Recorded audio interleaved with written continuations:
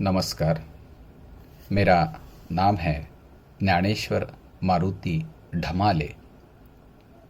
PRN number है 22110489। Masters in वैदिक literature semester 2 के अंतर्गत जो सामवेद नामक सब्जेक्ट है, इसमें एक विषय है वेदांगों में साम। इस विषय पर मैं आपके सामने अब टिप्पणी करने जा रहा हूँ। वैसे तो वेदांग साहित्य में भी हमें सामों का उल्लेख मिलता है।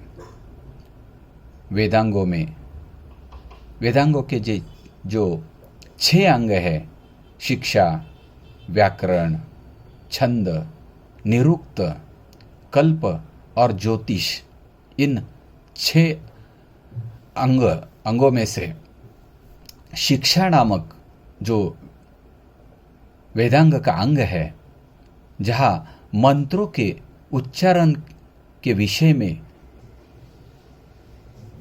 उल्लेख मिलता है, वहाँ सामवेद से संबंधित नारदीय आदि शिक्षा तथा प्रातिशाख्य ग्रंथ, सामगान की तकनीक तथा उसके विभिन्न तत्वों का भी उल्लेख करता है।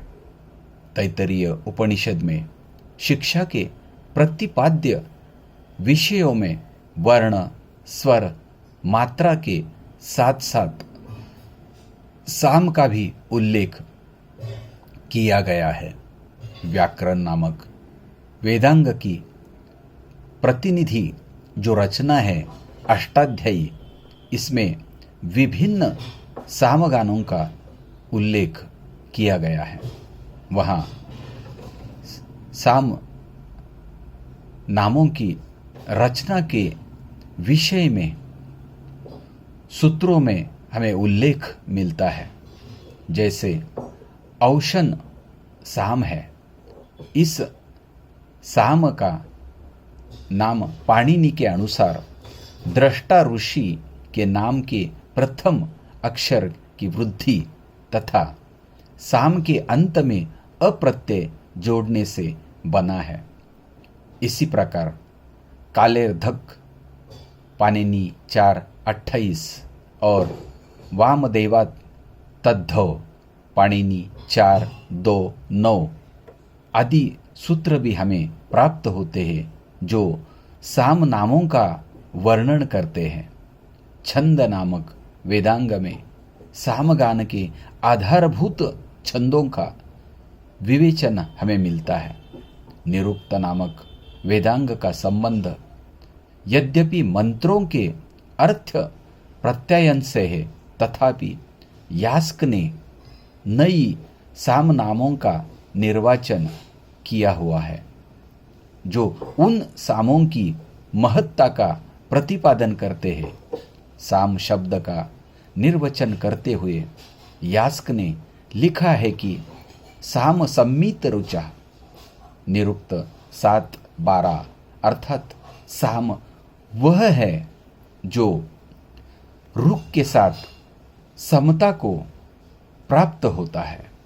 देवताओं की भक्ति, साहस, शूरता, वीरता, साहचर्य का उल्लेख करते हुए यास्क ने विभिन्न सामों का संबंध विभिन्न देवताओं के साथ दिखाया हुआ हमें यहाँ दिखाई देता है। त्रिवृत्त, स्तोम तथा रथंतर साम का संबंध अग्नि से जोड़ा हुआ यहाँ हमें दिखाई देता है। पंचदश स्तोम तथा बृहत साम का संबंध इंद्र के साथ जोड़ा हुआ यहाँ दिखता है। सप्तदश स्तोम तथा साम का संबंध आदित्य के साथ यहाँ जोड़ा हुआ हमें दिखाई देता है।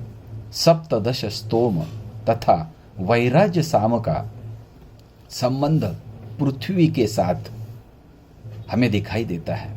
इसी प्रकार यास्क ने त्रिणव स्तोम तथा शाक्वर साम को अंतरिक्ष का आयतन कहा है और त्रयस्विंश स्तोम तथा रैवत साम का संबंध द्युलोक के साथ जोड़ा है या द्युलोक के साथ माना है।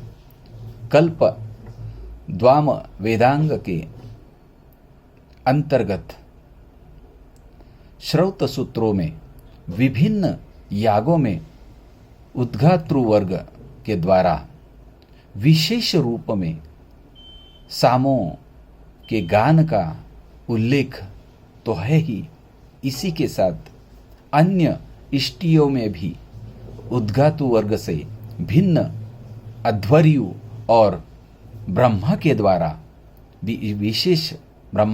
भी विशेष अवसरों पर गाए जाने वाले सामगानों का विधान हमें मिलता है।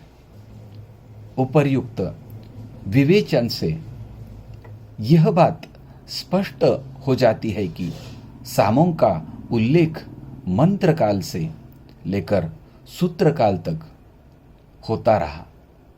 वैदिक वाङ्मय में इन साम संबंधित अनेक उल्लेखों में से वैदिक सामगान पद्धति तथा सामगान के सिद्धांतों पर हमें पर्याप्त प्रकाश पड़ा हुआ दिखाई देता है।